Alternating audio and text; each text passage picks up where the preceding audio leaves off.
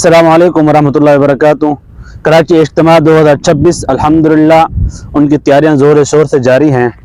भैया ईमान को जगाना है, ज़िंदगी को बदलना है और दिल को अल्लाह के ज़िक्र से भरना है तो इधर ज़रूर आएँ कराची इज्तिमा गाह में इंशाअल्लाह।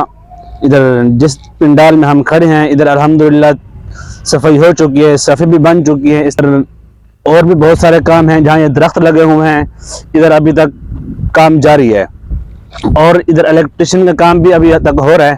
तो सामने वो गाड़ी भी खड़ी हुई है, इलेक्ट्रिशियन का काम कर रही है। तो आप सब दोस्तों से दरख्वास्त है इधर आएँ, जहाँ जहाँ काम की ज़रूरत है, जिस शोबे में भी इंतज़ामिया से रब्ता करके आप इधर आके सफाई जो भी काम है, सफाई का है, इलेक्ट्रिशियन का है और भी जो काम है और आप उसमें हिस्सा मिला सकते हैं।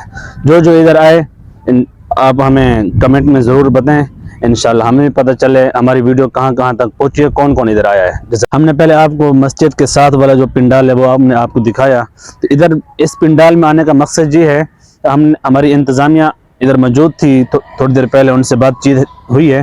तो वो उन्होंने हमें कुछ शिकवा किया है आपका, तो वो शिकवा आप देख लें। वो ये रस्सियाँ जो है ना, ये रस्सियाँ वो कह रहे हैं तो कुछ दिन आखिरी दिन जो होता है ना, बाग के बाद तड़पाल आराम से निकालें और अच्छे से खोल लें, फिर लेकर जाएं। क्योंकि आप ऐसे लेकर जाते हैं, खींचते हैं तो ये परेशानी का सबब बनता है।